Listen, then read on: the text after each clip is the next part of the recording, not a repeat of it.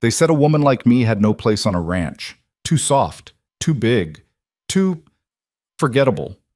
But the night that storm tore through the prairie and I stood in that blood-soaked kitchen with a dying calf in my arms and Caleb Ryder staring at me like he'd never really seen me before, that's when everything I thought I knew about myself got ripped apart. This is the story of how a girl everyone overlooked became the one thing a broken ranch couldn't survive without. Stay with me until the end. Hit that like button and comment what city you're watching from so I can see how far this story travels. The bread burned. Lena Brooks yanked the cast iron skillet off the stove, smoke curling toward the low ceiling of her cabin.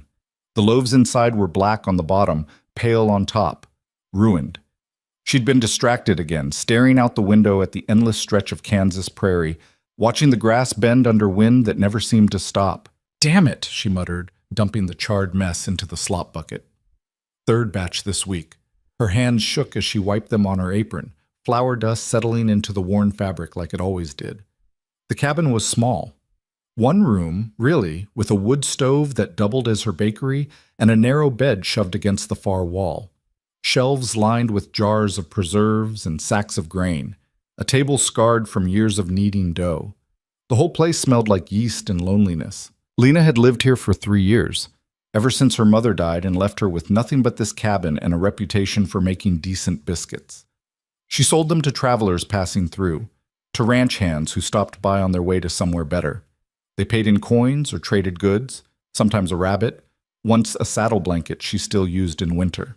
But they never stayed long, and they never looked at her twice. She caught her reflection in the window glass, broad shoulders, round face, body that took up space in a way that made people uncomfortable, men especially.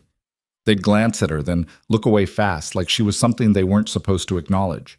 Lena had learned to live with it, the invisibility, the assumption that someone like her didn't have dreams or desires or anything beyond what she could offer on a plate. She was 24 years old and felt ancient. The sun was barely up when she heard the horse, hoofbeats coming fast, then stopping just outside.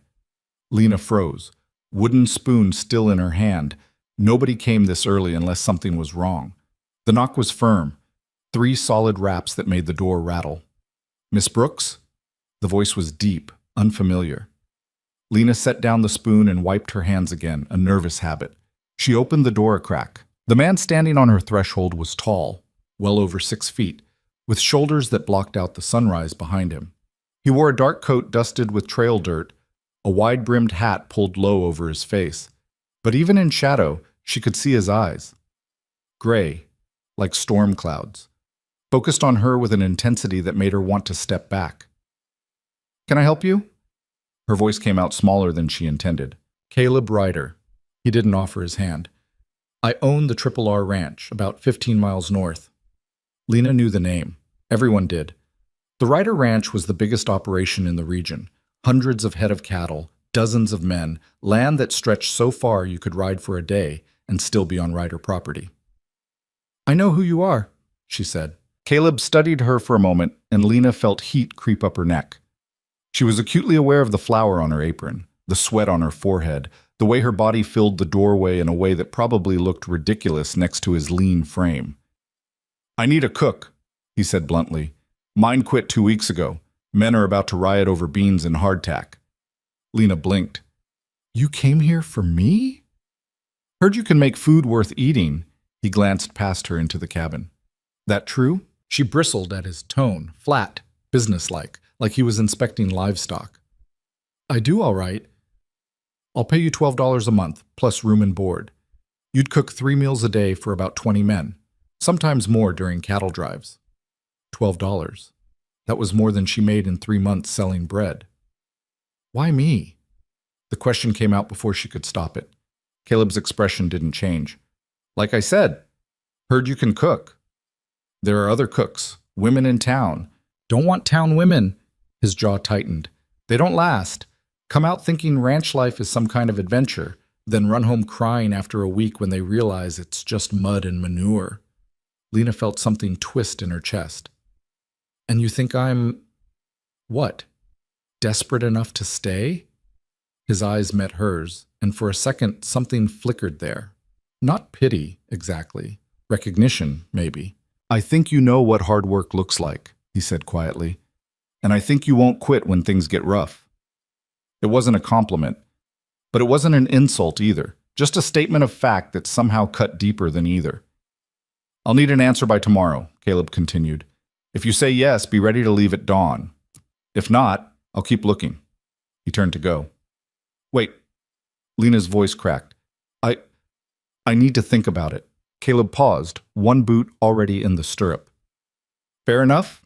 He swung onto his horse, a massive black gelding that snorted and stamped, and rode off without another word. Lena stood in the doorway until he disappeared into the prairie haze. Then she shut the door and sank onto her bed, heart hammering. $12 a month. A real job. A place where she'd be needed, not just tolerated. But a ranch full of men who'd take one look at her and see exactly what everyone else saw. Too big. Too plain. Too much. She thought about the charred bread in the slop bucket, the coins in the jar under her bed that never seemed to add up to enough.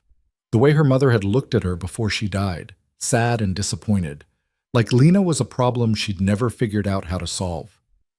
You'll never find a husband, her mother had said once, voice hoarse with fever. Not looking like that. Best learn to take care of yourself. Lena had learned.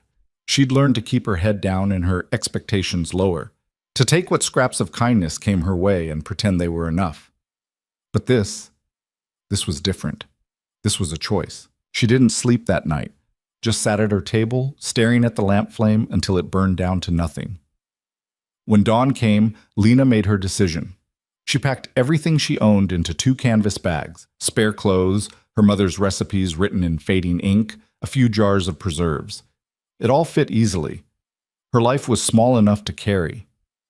Caleb arrived exactly when he'd said he would, leading a second horse behind his own, a sturdy mare with kind eyes and a patient stance. You came, he said. Not surprised, just stating fact. I came. Lena tied her bags to the saddle, fingers clumsy with nerves. Caleb watched her struggle for a moment, then dismounted and helped secure the bags properly. His hands moved with practiced efficiency, quick, sure, impersonal. When he stepped back, he looked at her again, that same assessing gaze. You know how to ride? Some. Lena had ridden her mother's old plow horse as a child, but that had been years ago. Good enough, he gestured to the mare. Her name's Clover. She's steady, won't give you trouble. Lena approached the horse slowly, running a hand along her neck. Clover nickered softly, warm breath against her palm. Thank you, Lena said quietly. Caleb was already back on his own horse. Let's go. Got a long ride ahead. They left the cabin behind as the sun climbed higher, turning the prairie grass gold. Lena didn't look back. There was nothing there worth seeing anymore. The ride was brutal. Lena hadn't been on a horse in so long her thighs screamed after the first hour. By the second, she was gritting her teeth against the pain. By the third, she wondered if she'd made a terrible mistake.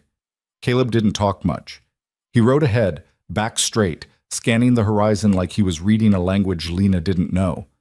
Occasionally he'd point out a landmark, a creek bed, a cluster of cottonwood trees, but mostly he stayed silent, which was fine. Lena didn't trust her voice anyway. She was too focused on staying in the saddle, on not looking as weak as she felt. They stopped once to water the horses at a shallow stream. Lena dismounted and her legs nearly gave out. She grabbed Clover's saddle to steady herself, cheeks burning. You all right? Caleb asked. Fine, she lied. He studied her, then reached into his saddlebag and pulled out a canteen. Drink, and eat this. He handed her a strip of dried beef. Lena took them both, too tired to argue. The water was warm and tasted like metal, but it helped. The beef was tough, salty, but she chewed it slowly, grateful.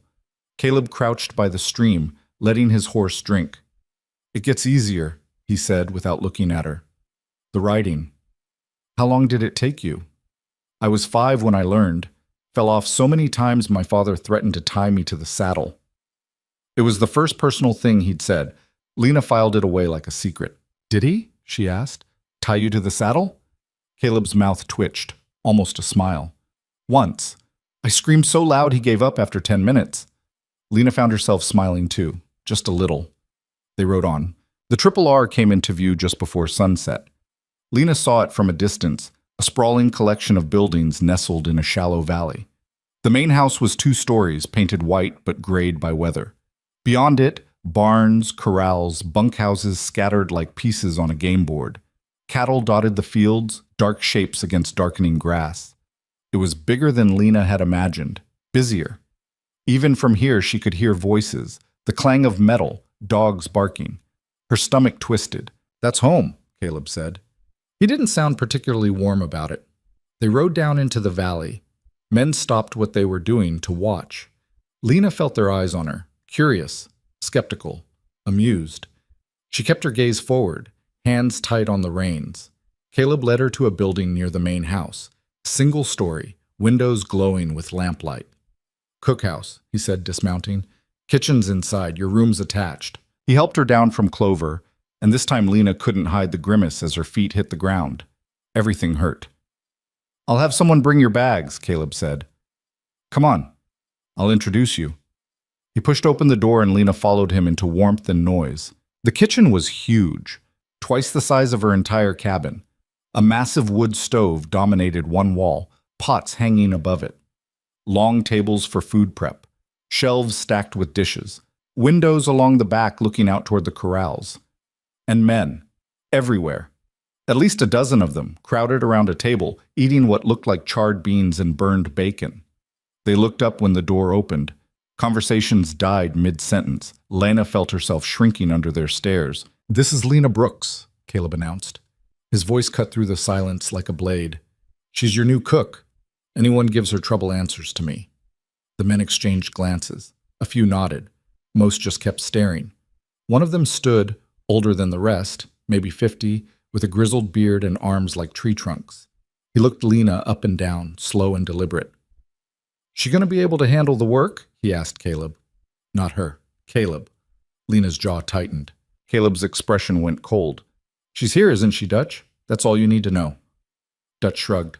"Just asking, boss. Last cook couldn't take the heat. Quit crying." "Then it's good I hired someone with a backbone." Caleb's tone left no room for argument. He turned to Lena. "I'll let you settle in. Breakfast is at 5. Think you can manage that?" Lena met his eyes, gray and unreadable.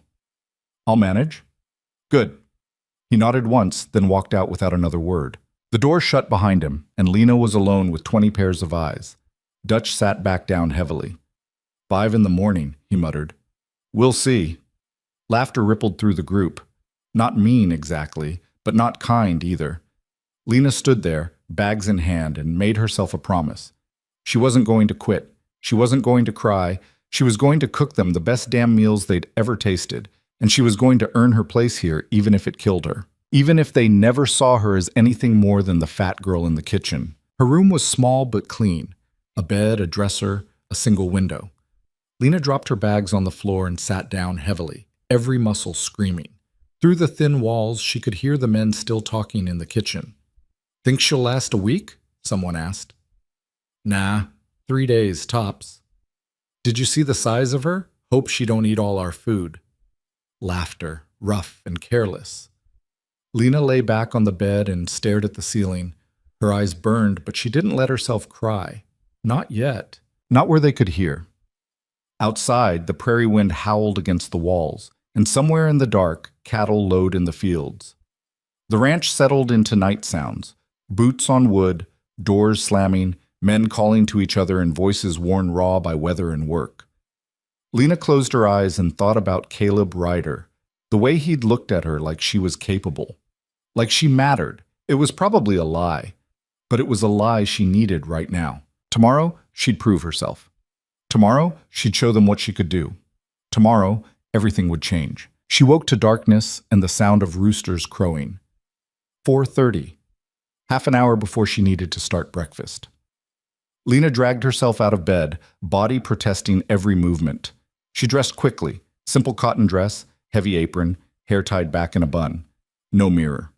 She didn't want to see herself right now. The kitchen was cold and dark when she entered.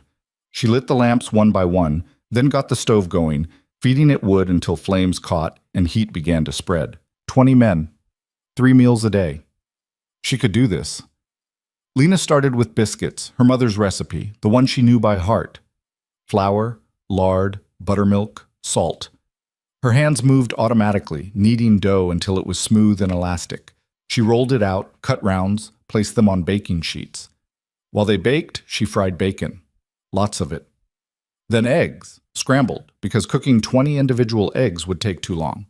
She made gravy from the bacon grease, thick and creamy. By 5 o'clock, the kitchen smelled like heaven. The men started filtering in. Sleepy, grumpy, hair sticking up.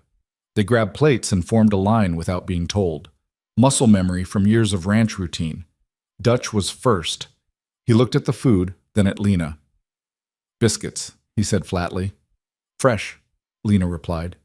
He took 3, piled eggs and bacon on his plate, smothered everything in gravy. The other men followed suit. Nobody said anything. They just ate. Lena stood by the stove, watching, heart in her throat. Dutch took a bite of biscuit, chewed slowly. His expression didn't change. Then he took another bite, and another. Around the table, the men were eating faster now, reaching for seconds. One of the younger ones, couldn't have been more than 18, closed his eyes and made a sound that was almost religious. "Holy hell," he breathed. "This is real food." Dutch grunted. "Not bad." Coming from him, Lena suspected that was high praise. They cleaned their plates. Some came back for thirds. Nobody complained. Nobody mocked her. For the first time since arriving, Lena felt something loosen in her chest. When the last man left, she started cleaning up. Dishes stacked to the ceiling, grease everywhere, flour dusting every surface. She was elbow-deep in dishwater when Caleb walked in. "Morning," he said. Lena jumped. She hadn't heard him come in. "Morning." He poured himself coffee from the pot she'd left on the stove, then leaned against the counter. Dutch said the food was good. He said it wasn't bad. Caleb's mouth twitched. "Same thing." Lena scrubbed a plate, not trusting herself to respond. "You did good," Caleb said quietly. "Keep this up, and you'll have them eating out of your hand in a week." She looked at him then. He was watching her with that same steady gaze, and for a moment, Lena let herself believe it might be true. "Thank you," she said. Caleb nodded once, drained his coffee, and left. Lena finished the dishes in silence, a small smile tugging at her lips. Day 1 survived. The first week was hell. Lena cooked 3 meals a day for 20 hungry men who worked from dawn until dark and ate like they were preparing for famine. She learned their rhythms, their preferences. Dutch liked his coffee strong enough to strip paint. The young one, Tommy, she learned, couldn't handle spicy food. Another man, Jorge, was allergic to eggs but too proud to say so until she noticed him breaking out in hives. She adjusted, adapted, kept track of everything in her head because there was no time to write it down. Between meals, she prepped. Kneaded bread dough, chopped vegetables, butchered chickens, rendered lard. Her hands were always moving, her back always ached. At night, she collapsed into bed and fell asleep before her head hit the pillow. The men tested her, not cruelly, but constantly. "Can you make pie? Got any more of those biscuits? My ma used to make this stew." Lena said yes to everything. She made pies, apple, cherry, pumpkin. She baked extra biscuits and wrapped them in cloth so the men could take them out on long rides. She learned how to make stews 6 different ways and committed each recipe to memory. Slowly, grudgingly, they started to accept her. Not as an equal, but as something necessary, something valuable. She heard them talking sometimes, when they thought she couldn't hear. "Food's better than it's been in years." She don't complain none neither. Still, though, a woman that size... The comments about her body continued. Whispered jokes, sideways glances. Lena pretended not to notice, but each one landed like a small stone in her chest. Dutch was the worst. Not because he was mean, he wasn't, not really, but because he was honest. Blunt in a way that cut deeper than mockery. "You're good at what you do," he told her one morning, watching her flip pancakes. "But you ought to lose some weight. Ain't healthy, carrying all that." Lena's hand tightened on the spatula. "I didn't ask for your opinion." "Just saying." Dutch shrugged. "Men don't like... I don't care what men like." Her voice came out sharper than she intended. Dutch raised his hands. All right, touchy." He walked away, and Lena stood there shaking, pancakes burning on the griddle. She threw them out and started over. Caleb was a ghost. She saw him maybe twice a day, once in the morning when he came in for coffee, once in the evening when he checked on the men. He never ate with them, just took a plate to his office in the main house and worked through dinner. Lena wondered what he did in there, what kept him so separate from everyone else. One night, about 2 weeks in, she brought him dinner herself. Pot roast, carrots, potatoes. She knocked on his office door, heard a gruff, "Come in." The room was Spartan, desk covered in ledgers and maps, a single lamp burning low. Caleb looked up, surprise flickering across his face. "Figured you might be hungry," Lena said, setting the plate down. "I was going to come get something later." "You always say that. Then you forget." Caleb leaned back in his chair, studying her. "You keeping track of my meals now?" "Someone has to." Lena crossed her arms. "You're skin and bones." It was a lie. Caleb was all muscle and sharp edges, nothing soft about him. But she said it anyway, just to see how he'd react. He almost smiled. "Noted." Lena turned to go. "Lena." She paused. "Thank you," Caleb said, "for staying. I know it hasn't been easy." She looked back at him. In the lamplight, his face was softer, tired, human.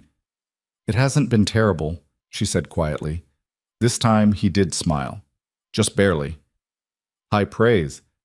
Lena left before he could see her blush. 3 weeks in, everything fell apart. It started with Jorge. He came into the kitchen one morning limping, face pale. "Cut my leg on barbed wire," he muttered, sliding into a chair. Lena crouched down to look. The gash was deep, blood soaking through his jeans. "You need to see a doctor." "Ain't got time, just wrap it up." "Jorge, please, Miss Brooks, just wrap it." She did, but she watched him carefully over the next few days, and when he started running a fever, she went straight to Caleb. "He needs a doctor," she said, barging into his office without knocking. Caleb looked up, startled. "What?" "Jorge, his leg is infected. If he doesn't see a doctor soon, he's going to lose it." Caleb was already on his feet. "Show me." They found Jorge in the bunkhouse, delirious and shaking. Caleb took one look and started shouting orders. Within an hour, Jorge was on a wagon heading to town. The ranch felt different after that. Quieter. The men moved with a kind of nervous energy, like they'd been reminded how fragile everything was. Lena threw herself into cooking. If she couldn't fix Jorge's leg, she could at least feed everyone else, keep them strong. She made soups, rich, hearty broths meant to fortify. She baked bread until her hands cramped. She stayed up late making pies because Dutch had mentioned once that his mother used to bake them for special occasions. The men noticed. They started lingering in the kitchen after meals, talking to her, asking questions. "You got family, Miss Brooks? Ever been married?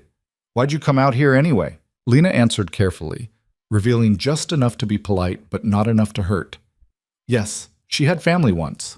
No, she'd never been married. She came because she needed the work. They accepted her answers without pushing, and slowly something shifted. They stopped calling her the cook and started using her name. They stopped making jokes about her size, or at least they stopped making them where she could hear. They started defending her when new ranch hands showed up and made assumptions. "That's Miss Brooks," Dutch would say, voice hard. "Show some respect." Lena didn't know what to do with it, this fragile, unexpected sense of belonging. So she just kept cooking. Jorge came back after a week, legs stitched and wrapped in clean bandages. He was pale, weak, but alive. "They said I'd have lost it if I'd waited another day," he told Lena, sitting at the kitchen table while she fed him soup. "You saved my leg, Miss Brooks." "Caleb saved your leg. I just told him to get you help." "Same thing," Jorge smiled. "Thank you." Lena felt tears prick her eyes. She turned away before he could see. "Eat your soup." That night, after everyone else had gone to bed, Caleb came into the kitchen. Lena was cleaning the stove, scrubbing grease that had been there since before she arrived. "You're still up," he said. "So are you." He poured himself coffee, even though it was almost midnight. "Couldn't sleep." "Worried about Jorge?" "Among other things." Lena kept scrubbing. The silence stretched between them, comfortable this time. "You were right," Caleb said finally. "About hiring you." She looked at him, surprised. "The men respect you," he continued. "They listen to you." "Hell, Dutch actually smiles now. I didn't think that was possible." Lena felt warmth spread through her chest. They just like being fed. It's more than that. Caleb set down his coffee and looked at her directly. You're good for this place. Better than I expected. Lena didn't know what to say. She settled for the truth. I'm just doing my job. You're doing a hell of a lot more than that. Caleb's voice was rough, honest. Don't sell yourself short. He left before she could respond, and Lena stood there in the empty kitchen, heart pounding. For the first time in her life, someone saw her, really saw her, and it terrified her. The weeks blurred together after that. Spring turned to early summer. The work got harder. Longer days, more cattle to manage, drives that took men away for weeks at a time. Lena adapted, cooking for whoever was left, packing supplies for those who rode out. She learned the rhythm of ranch life, the ebb and flow of seasons, the way men moved like parts of a single organism, each one necessary, each one tired. And she learned Caleb. He was a hard man, not cruel, but uncompromising. He demanded excellence and gave no quarter for weakness, but he was also fair. When someone worked hard, he noticed. When someone struggled, he helped, quietly, without making a show of it. The men followed him not because they feared him, but because they trusted him. Lena found herself watching him more than she should. The way he moved through the ranch, always alert, always aware. The way he spoke to the horses, gentle, patient. The way he looked when he thought no one was watching, exhaustion carved into every line of his face. She told herself it didn't mean anything, that she was just curious about the man who'd given her a chance when no one else would. But late at night, alone in her room, she let herself imagine what it might be like to matter to someone like Caleb Ryder. Then she'd remember who she was, what she looked like, what she was worth, and the fantasy would crumble. Men like Caleb didn't want women like her. They never did. One evening, about a month and a half after she'd arrived, Lena was making dinner when Dutch came in looking grim. "Storm's coming," he said. "Big one. Caleb wants everything secured by nightfall." Lena looked out the window. The sky was bruised purple, clouds roiling like something alive. The wind had picked up, hot and restless. "How bad?" "Bad enough." Dutch grabbed bread from the counter. "Might lose power. You got lanterns?" "I'll find some." By sunset, the storm was on them. Rain lashed the windows. Thunder cracked so loud it shook the walls. Lena lit every lamp she could find and kept the stove going, coffee brewing in case anyone needed it. The men were out securing buildings, bringing in livestock. She could hear them shouting over the wind. Then the door burst open and Caleb stumbled in, soaked to the bone, carrying something wrapped in a blanket. "Lena," his voice was sharp with urgency. "I need your help." She ran over. He lowered the bundle onto the kitchen table and pulled back the blanket. A calf. Newborn, barely breathing. Its mother had died giving birth in the middle of the storm. "It's dying," Caleb said, voice tight. "I need—" "Warm water," Lena interrupted, already moving. "And towels, now." They worked together. Lena rubbed the calf with towels, trying to get its blood moving. Caleb forced warm milk into its mouth with a rag, coaxing it to swallow. The calf was limp, unresponsive. Lena's hands shook. "Come on," she whispered. "Come on, baby. Fight." Caleb's jaw was clenched so tight she could see the muscle jumping. "It's not working." "It will. Give it time." "Lena, I said give it time."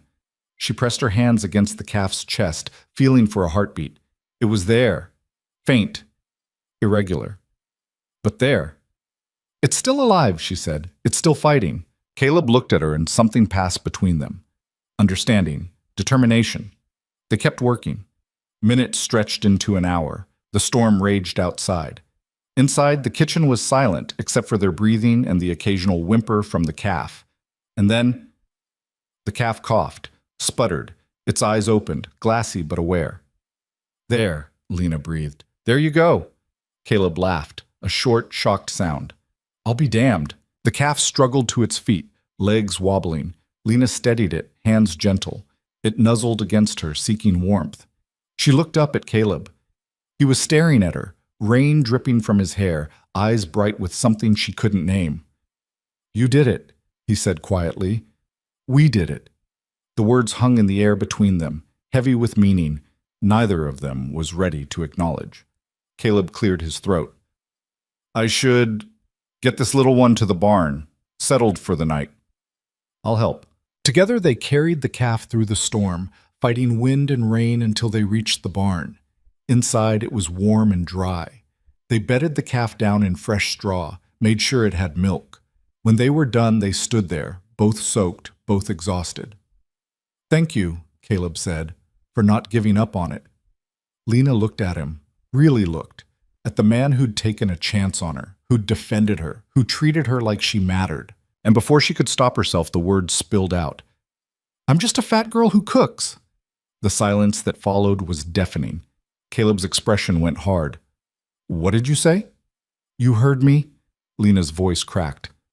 "That's all I am, all I've ever been. Someone useful until someone better comes along." "Lena, don't." She stepped back. "You don't have to pretend. I know what I am." Caleb closed the distance between them in 2 strides.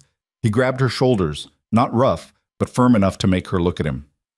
"You listen to me," he said, voice low and fierce. "You are the heart of this ranch. The reason those men get up every morning. The reason they work harder and fight less and give a damn about something other than their next paycheck. You think this place ran this smooth before you got here? It didn't. It was chaos.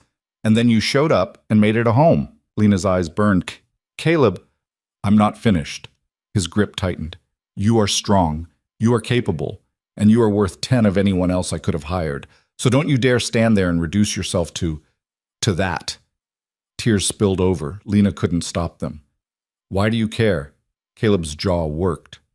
For a moment, he looked like he was fighting himself. Then he let go of her shoulders and stepped back. "Because someone should," he said quietly, "and nobody else seems to." He walked out into the storm, leaving Lena alone in the barn with the calf and the echo of his words. She sank into the straw and cried until she had nothing left.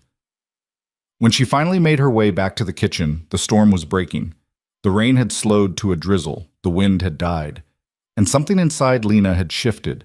She didn't know what it meant yet, didn't know if she could trust it. But for the first time in her life, she wondered if maybe, just maybe, she was worth more than she'd been taught to believe. The thought was terrifying and exhilarating and absolutely impossibly real. The morning after the storm, Lena woke before the roosters. Her eyes felt gritty, swollen from crying. Her body ached in places she didn't know could hurt. But she dragged herself out of bed anyway, splashed cold water on her face, and tied on her apron. The kitchen was a mess. Mud tracked across the floor from last night. Dishes still in the sink. The stove had gone cold. She got to work. By the time the men started filtering in for breakfast, she had biscuits in the oven, bacon sizzling, and coffee strong enough to wake the dead. Nobody mentioned the storm. Nobody asked where she'd been or why her eyes were red. Dutch took his usual seat, accepted his plate with a grunt. "Calf make it?" Lena's hands paused over the eggs. "Yeah, she made it." "Good." He bit into a biscuit, chewed thoughtfully. "Heard Caleb carried her through the storm himself. Must have been something to see." It was. Dutch looked at her like he wanted to say more, then thought better of it. He finished his breakfast in silence. Caleb didn't come in for coffee that morning, or the next. For 3 days, Lena caught only glimpses of him, riding out before dawn, returning after dark, always moving, always somewhere else. She told herself it didn't matter, that whatever had happened in the barn was just adrenaline and exhaustion talking, that Caleb's words didn't mean what she desperately wanted them to mean. But the hollow feeling in her chest suggested otherwise. On the 4th day, 2 new ranch hands showed up.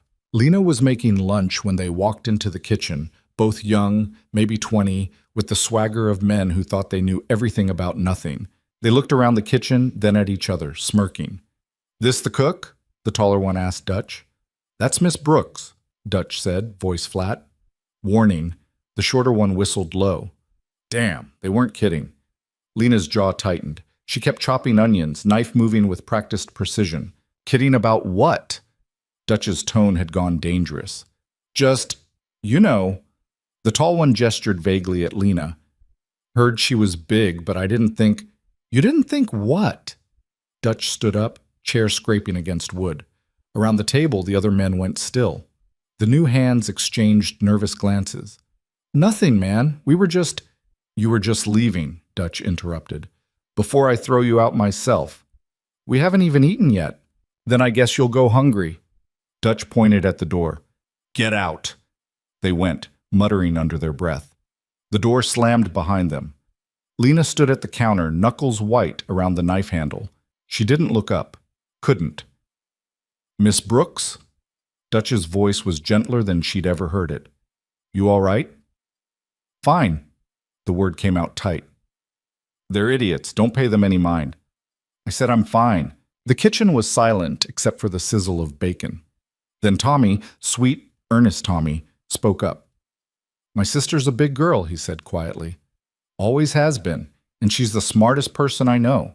Runs her own dress shop in town, makes more money than our pa ever did.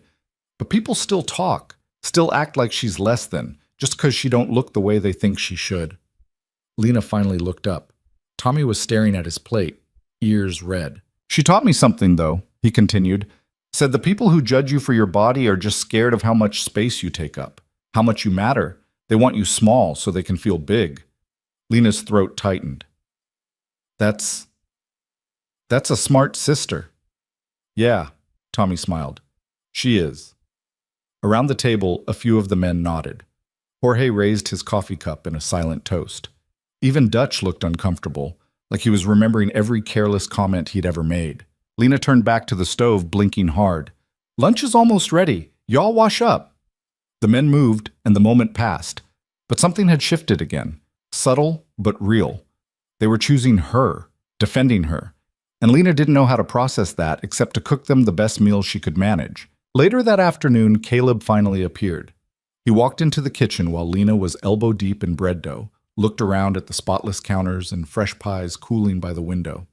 Heard there was trouble this morning, he said without preamble. Lena punched down the dough harder than necessary. Dutch handled it. He shouldn't have had to. Caleb's voice was hard. I'll talk to those men. Don't bother. They're not worth your time. Lena, I mean it. She finally looked at him.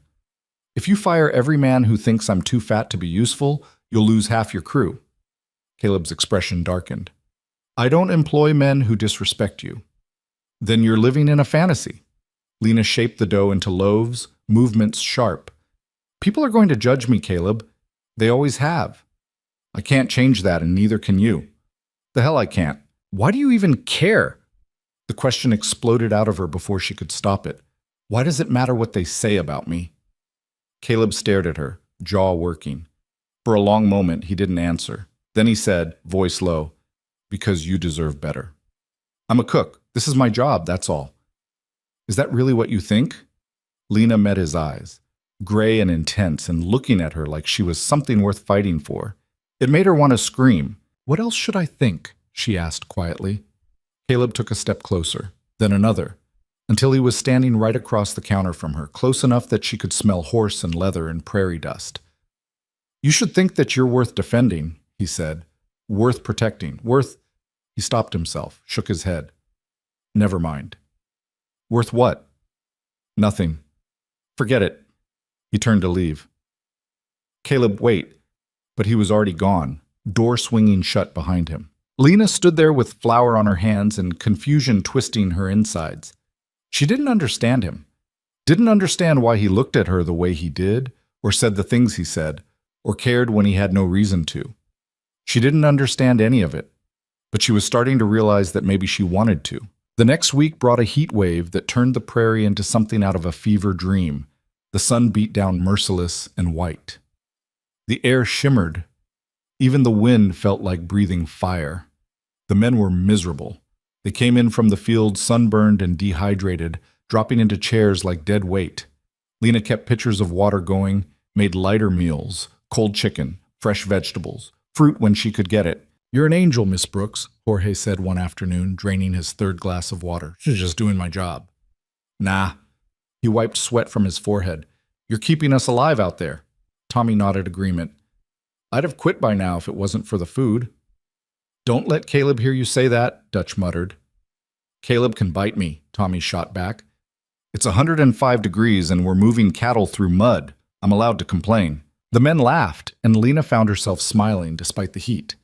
There was an ease between her and them now that hadn't existed a month ago. They joked with her, asked her opinion on things, included her in conversations, She was becoming part of the fabric of this place, woven in so tight she couldn't imagine being pulled out. That night, after everyone had gone to bed, Lena sat on the back steps of the kitchen and watched the stars. The heat had finally broken, leaving behind air that felt almost cool against her skin. She heard footsteps behind her but didn't turn around. She knew his walk by now, heavy, deliberate, always sure. "Can't sleep?" Caleb asked. "Too hot in my room." He sat down beside her, keeping a careful distance. They sat in silence for a while, listening to cicadas and distant cattle. "I owe you an apology," Caleb said finally. Lena looked at him, surprised. "For what?" "For the other day. In the kitchen. I shouldn't have pushed." "You didn't push. You just said things I wasn't ready to hear." "Are you ready now?" Lena considered. "I don't know. Maybe." "What were you going to say? Before you stopped yourself?" Caleb was quiet for so long she thought he wouldn't answer. Then he said, voice rough, "I was going to say you're worth caring about." The words hung in the night air between them. Lena's heart hammered against her ribs. Why? Why what? Why do you care? About me specifically. You barely know me. Caleb turned to look at her, and in the starlight, his face was open in a way she'd never seen. Vulnerable. "I know you work harder than anyone on this ranch," he said. "I know you're kind even when people don't deserve it. I know you saved Jorge's leg and that calf's life, and probably a dozen other things I haven't noticed. I know you're strong in ways that have nothing to do with how you look, and I know—" He stopped, swallowed hard. "I know I've never met anyone like you." Lena couldn't breathe, couldn't think. "Caleb, I'm not asking for anything," he said quickly. "I just needed you to know that you matter. To this ranch, to the men, to—" He trailed off, but the word hung there anyway. "To me." Lena felt tears prick her eyes for the second time in a week. She was turning into a mess, and she hated it. "I don't know what to say," she whispered. "You don't have to say anything, but I want to." She looked at him, really looked, at the man who'd given her a job when she had nothing, who'd defended her and believed in her and somehow seen past every wall she'd built. "I just don't know how." Caleb smiled, sad and understanding. "Then don't. Not yet. When you're ready, I'll listen." He stood up, started to walk away. Lena's hand shot out, catching his wrist. "Caleb," he stopped. "Thank you," she said, "for seeing me." His hand turned in her grip, fingers curling around hers for just a moment, warm and calloused and solid. "Always," he said quietly. Then he was gone, and Lena sat alone on the steps with her heart racing and her mind spinning and the feeling that everything was about to change. The next day, 3 more new hands showed up. The ranch was expanding, Caleb said. They were buying more cattle, taking on bigger contracts, which meant more mouths to feed. Lena adapted. She always did. But these men were different from the ones she'd won over. Harder, meaner. They came from a ranch down south that had a reputation for working men like animals and paying them scraps. The ringleader was a man named Garrett, tall, broad-shouldered, with a smile that never reached his eyes. He took one look at Lena and laughed. "That's the cook?" he said, loud enough for everyone to hear. "Jesus Christ, Ryder, you running a charity now?" Dutch stood up so fast his chair tipped over. "Watch your mouth." "Or what?" Garrett's smile widened. "You gonna make me?" "If I have to." Caleb appeared in the doorway like a ghost. "There a problem here?" Garrett's smile faltered, just a little. "No, sir. Just making conversation." "Make it somewhere else." Caleb's tone could have cut glass. "And if I hear you disrespecting Miss Brooks again, you're done. Clear?" "Clear." But Garrett's eyes promised it wasn't over. The men ate in tense silence. Lena served food with steady hands, refusing to let them see her shake. After they left, Caleb lingered. "If he gives you trouble—" "I can handle it," Lena interrupted. "Lena, I mean it, Caleb. I've dealt with worse than him." It was true. Garrett was just another man who thought her body gave him the right to judge her. She'd been dealing with men like that her whole life, but knowing that didn't make it hurt less. Over the next week, Garrett and his friends tested every boundary they could find. They made comments just quiet enough that Caleb couldn't hear. They left messes in the kitchen, knocked over dishes, accidentally spilled coffee. Lena cleaned up without complaint, She cooked their meals, she did her job, but something was building inside her, a pressure she couldn't name. It came to a head on a Saturday afternoon. Lena was making pies, a dozen of them for Sunday dinner, when Garrett walked in with two of his buddies. They were supposed to be working, but clearly they'd decided to take a break. "Smells good," Garrett said, leaning against the counter. "Too close." "What are you making?" "Pies." "What kind?" "Apple." "My favorite." He reached for one of the finished pies cooling by the window. "Don't touch that," Lena said sharply. Garrett's hand paused. "Excuse me?" "I said don't touch it. It's for tomorrow." "And I'm hungry now." He grabbed the pie anyway, lifted it toward his mouth. Lena moved without thinking. She snatched the pie out of his hands and set it firmly back on the counter. "I said no." Garrett's expression went dark. "You got some nerve talking to me like that. And you got some nerve walking into my kitchen and taking what isn't yours." "Your kitchen?" He laughed, ugly and sharp. "You don't own this place, sweetheart. You're just the help. Same as me." "Then act like it and get back to work." One of Garrett's friends snickered. Garrett's face flushed red. "You think you're better than me?" he said, voice rising. "You think because Ryder keeps you around that makes you special? You're nothing, just a fat—" "Finish that sentence and you'll regret it." Dutch stood in the doorway, Jorge and Tommy flanking him. All three looked ready for a fight. Garrett sized them up, calculating. Then he smiled again, all fake friendliness. "Just having a conversation," he said lightly. "Conversation's over." Dutch jerked his head toward the door.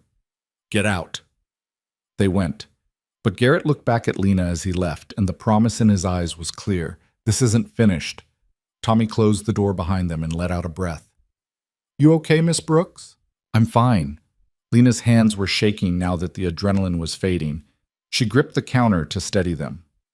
"You shouldn't have to deal with that," Jorge said quietly. "It's not your problem." "The hell it isn't." Dutch's voice was hard. "You're one of us. That makes it our problem."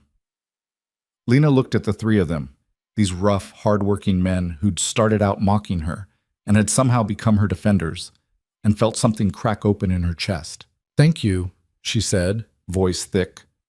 Dutch shrugged, uncomfortable. "Just don't let that bastard get to you. He's not worth it." They filed out, leaving Lena alone with her pies and the echo of Garrett's words. Fat. Nothing. Just the help. She'd heard it all before. She'd survive hearing it again. But it still hurt. That night, Caleb came to the kitchen after everyone else had gone to bed. Lena was scrubbing the stove, taking out her frustration on grease that had been there for months. "Heard what happened," Caleb said. "Of course you did." "I'm firing him." Lena's hand stilled. "Don't." "Why the hell not?" "Because then everyone will think I can't handle myself, that I need you to fight my battles." She turned to face him. "I won't be that person, Caleb. I won't be someone who needs protecting. Everyone needs protecting sometimes. Not me. Not like this." She threw the rag into the sink. "I've spent my whole life being underestimated because of how I look. I'm not going to prove them right by running to you every time someone says something cruel." Caleb's jaw worked. He had no right. "I know that. But I also know that if you fire him, 10 more just like him will show up. And I can't ask you to fire everyone who thinks I'm too fat to deserve respect. So what? You just take it? I fight back the only way I know how." Lena gestured around the kitchen. "I cook. I show up. I do my job better than anyone else could. And eventually, they either respect that or they don't. But either way, I survive." Caleb looked at her like she'd just broken his heart. "You shouldn't have to just survive." "But I do. That's the reality." He crossed the kitchen in 3 strides and took her face in his hands. The gesture was so sudden, so unexpected that Lena froze. "Listen to me," Caleb said, voice fierce. "You are not just surviving. You're thriving. You've made this place better. You've made the men better. Hell, you've made me better. And I know you don't believe that yet, but I'm going to keep saying it until you do." Lena's breath caught. His hands were warm against her skin, rough from work, but gentle. His eyes were storm gray and burning with something she was afraid to name. "Caleb," she whispered, "what are you doing?"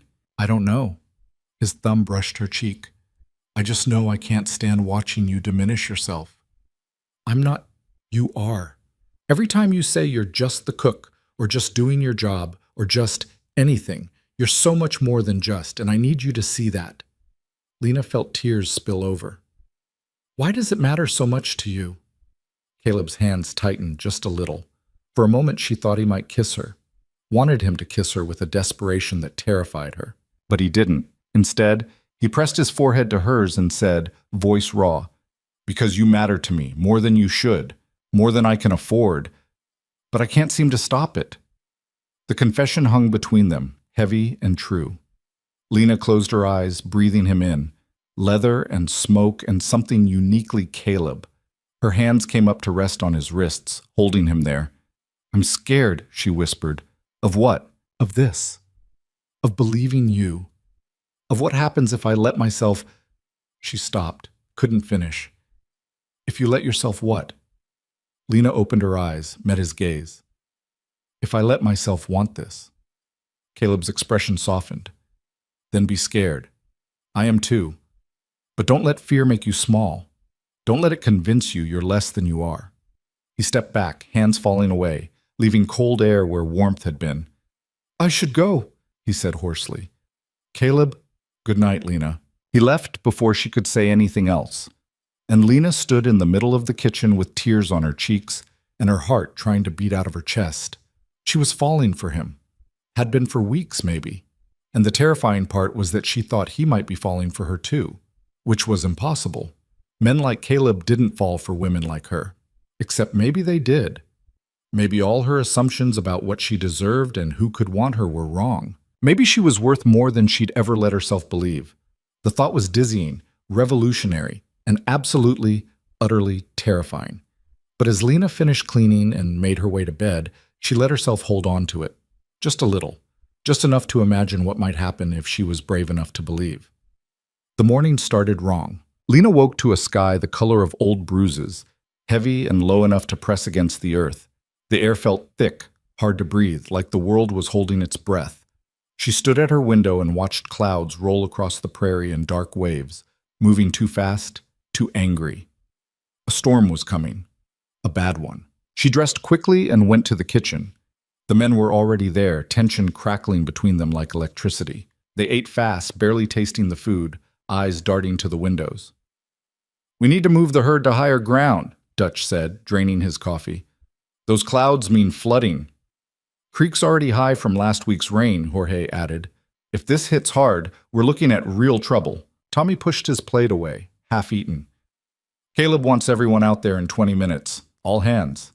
Lena watched them file out, pulling on coats and hats, even though the rain hadn't started yet.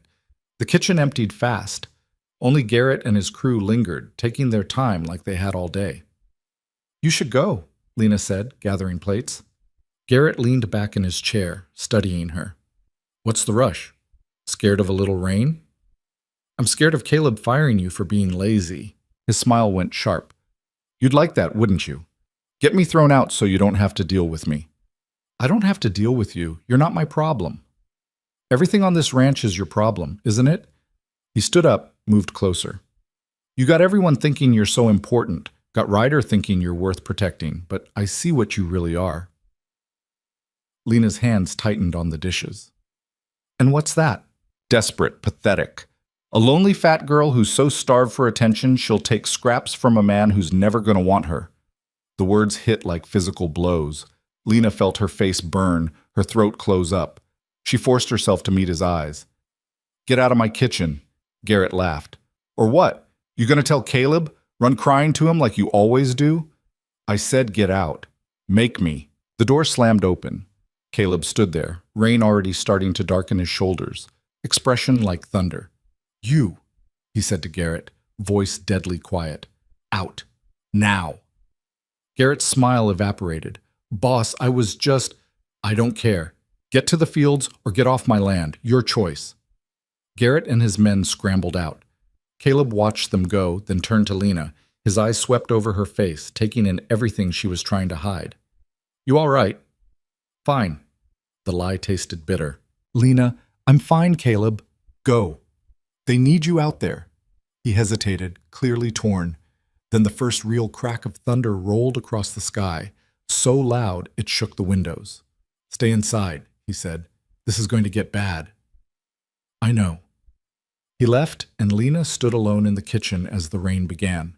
Not gentle, not gradual, just a sudden unleashing, like someone had torn the sky open. She cleaned mechanically, trying not to think about Garrett's words, trying not to wonder if he was right, if everything she'd started to believe about herself was just fantasy, wishful thinking from a woman too stupid to know better. The storm got worse. Rain turned to hail, battering the roof like fists.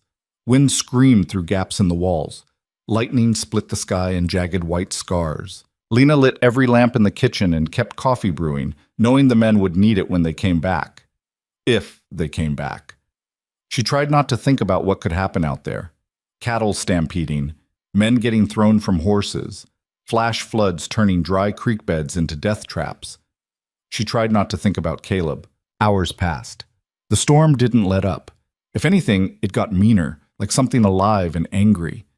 Lena paced the kitchen, jumping at every sound, until finally the door crashed open and men started pouring in. They were soaked through, covered in mud, shaking with cold and exhaustion. Lena sprang into action, shoving coffee into their hands, wrapping blankets around shoulders, checking for injuries. "Where's Caleb?" she asked Dutch. "Still out there. Got a section of fence down, cattle scattered. He's rounding up strays with Tommy and a few others."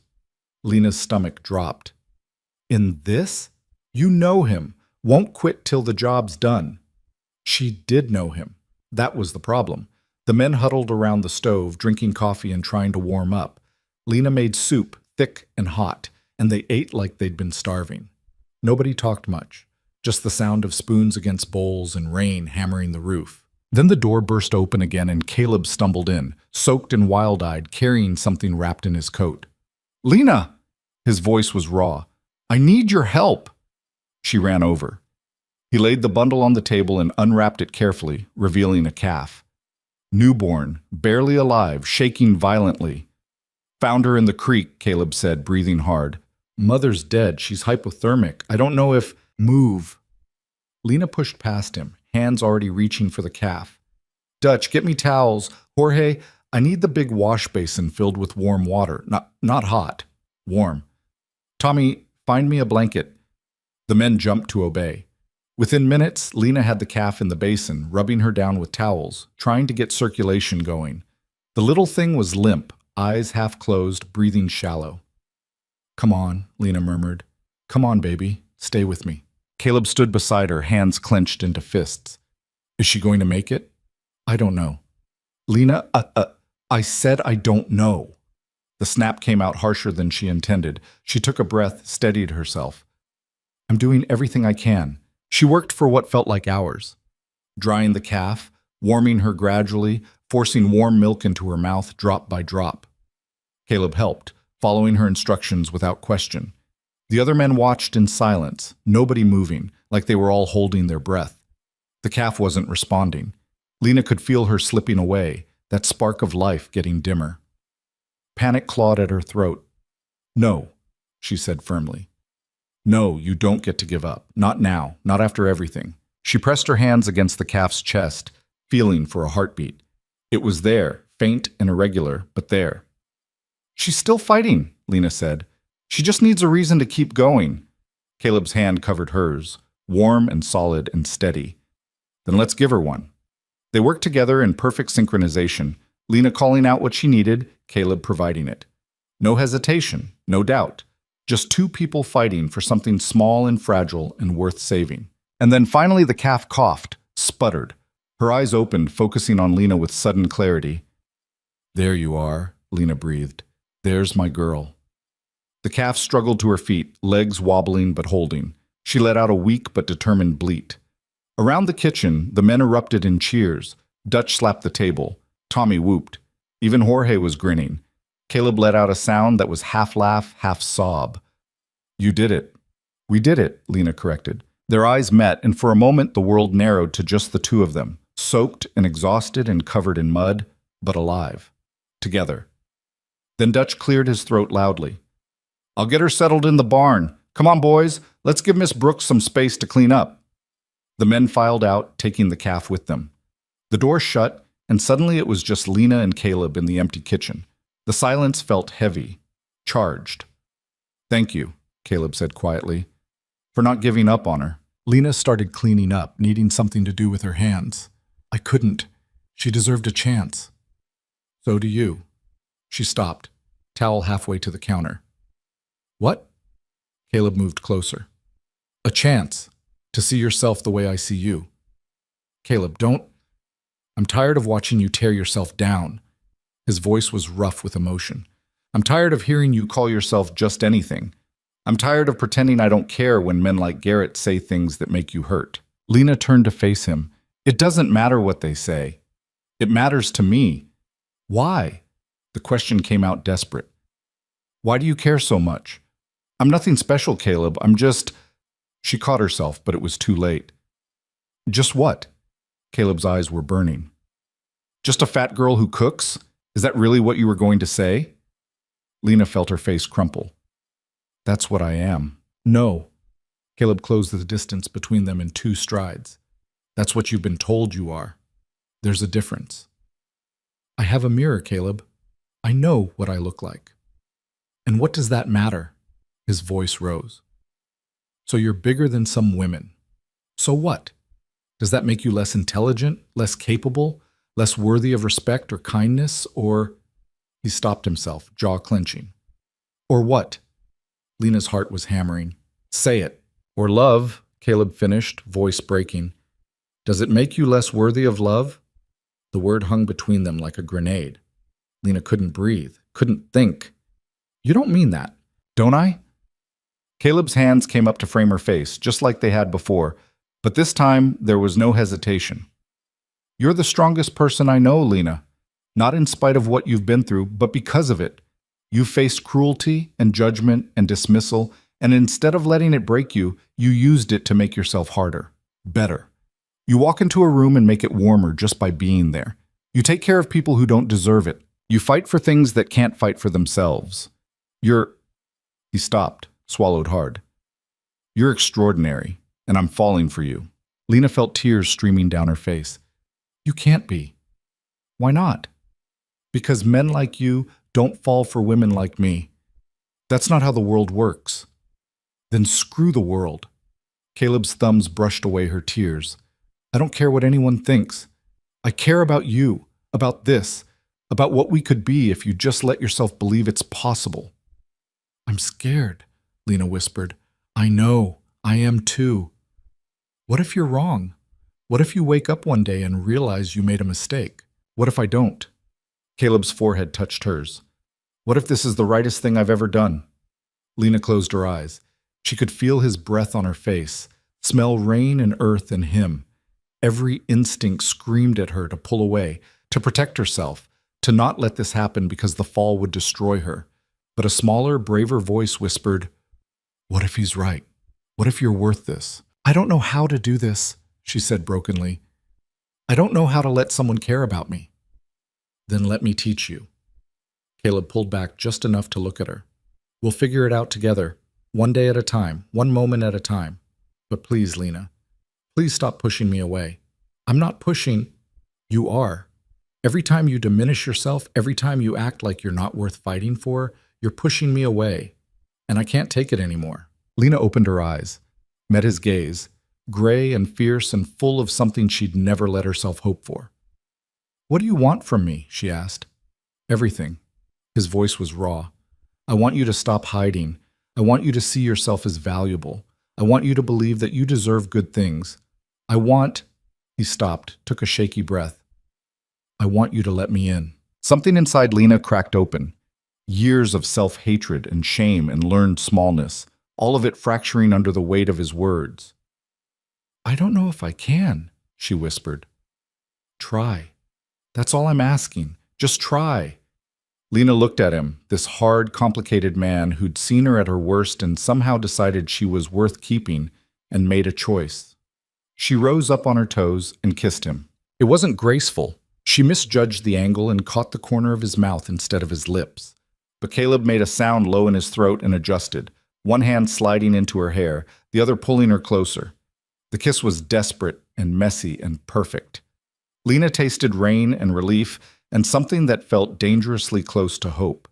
Caleb kissed her like she was precious, like she was everything, like he'd been waiting for this as long as she had. When they finally broke apart, both breathing hard, Caleb pressed his forehead to hers again.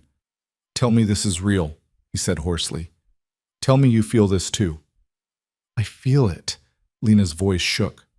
"I'm terrified of it, but I feel it." "Good, good." He kissed her again, softer this time. "We'll be terrified together." Lena let out a sound that was half laugh, half sob. Her hands fisted in his wet shirt, holding on like he was the only solid thing in the world. "I don't deserve you," she said. "Yes, you do, and I'm going to keep telling you that until you believe it. That might take a while. I've got time." They stood there in the middle of the kitchen, holding each other while the storm raged outside. Lena felt something shift inside her. Not a complete transformation. She wasn't naive enough to think one kiss could undo years of damage. But the beginning of something, a crack in the armor she'd worn for so long. Maybe she was worth this. Worth him. Worth fighting for. Maybe. Outside, thunder cracked so loud it shook the building. The lights flickered, died, came back.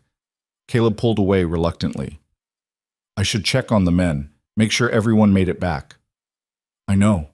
Lena didn't let go of his shirt. "Lena." "I know." She forced herself to release him. "Go. I'll be here." Caleb caught her hand, brought it to his lips.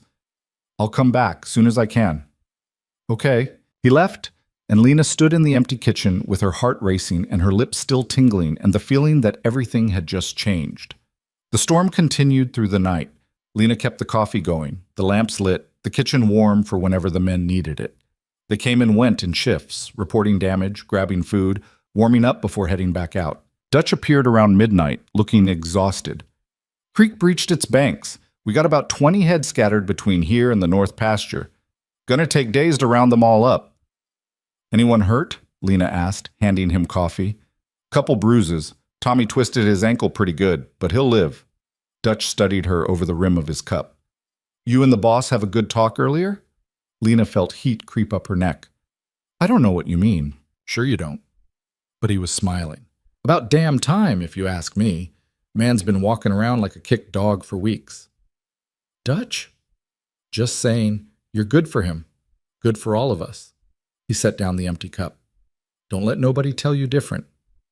He left before Lena could respond, and she stood there feeling like the ground had shifted beneath her feet. The men knew. Of course they knew. They probably knew before she and Caleb did. The thought should have embarrassed her. Instead, it felt like permission. Caleb came back just before dawn, filthy and exhausted. Lena had food waiting, scrambled eggs, bacon, fresh bread. He ate mechanically, barely tasting it.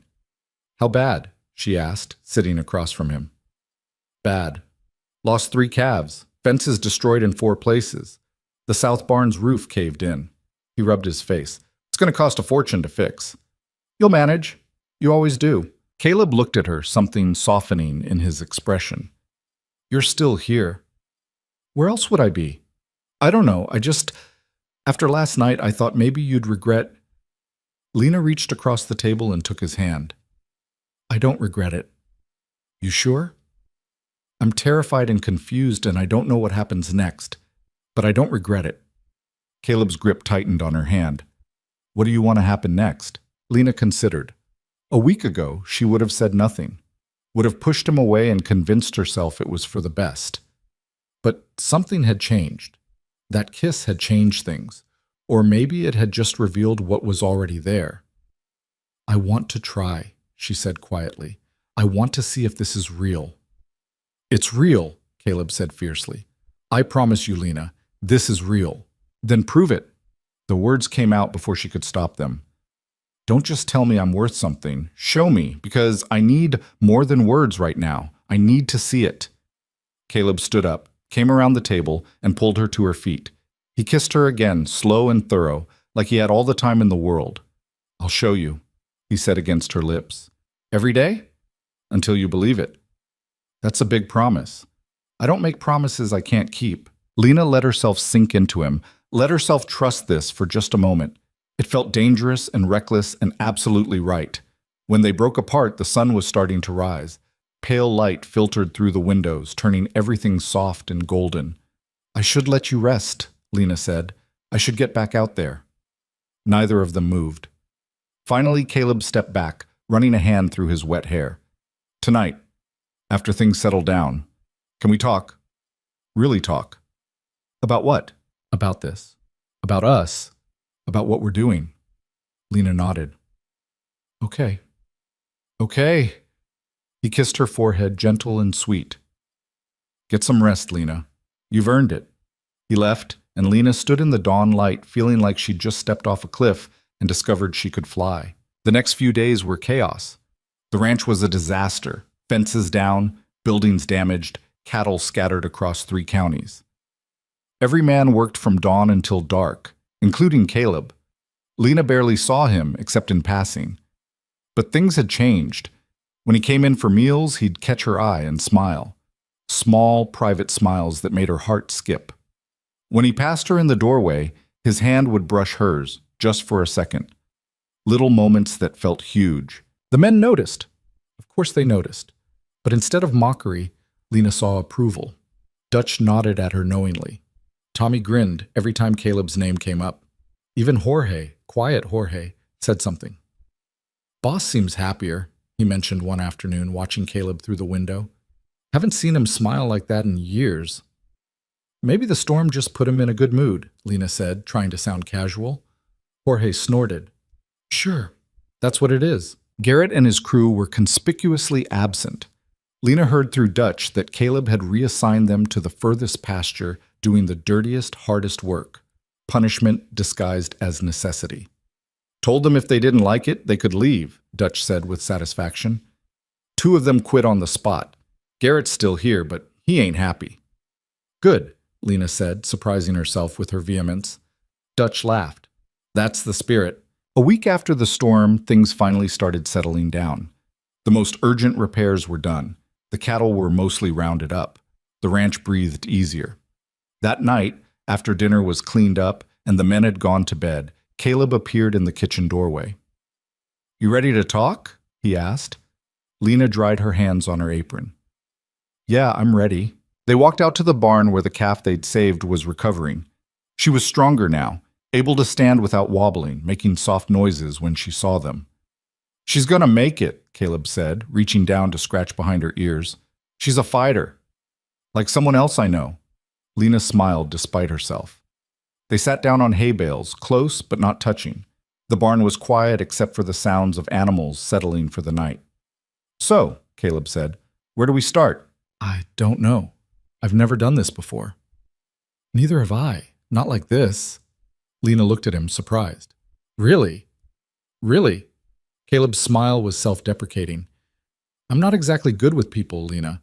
I know how to run a ranch. I know how to work. But this?" He gestured between them. "This is new territory. That makes 2 of us." They sat in comfortable silence for a moment. Then Caleb said, "I meant what I said, about falling for you." Lena's heart stuttered. "I know. Do you? Because sometimes I think you still don't believe me. It's not that I don't believe you, it's just..." She struggled for words. "My whole life, I've been told I'm not enough. Too big, too plain, too forgettable.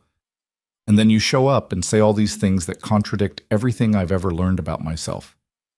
It's hard to reconcile. I get that." Caleb turned to face her fully. "But here's the thing, Lena.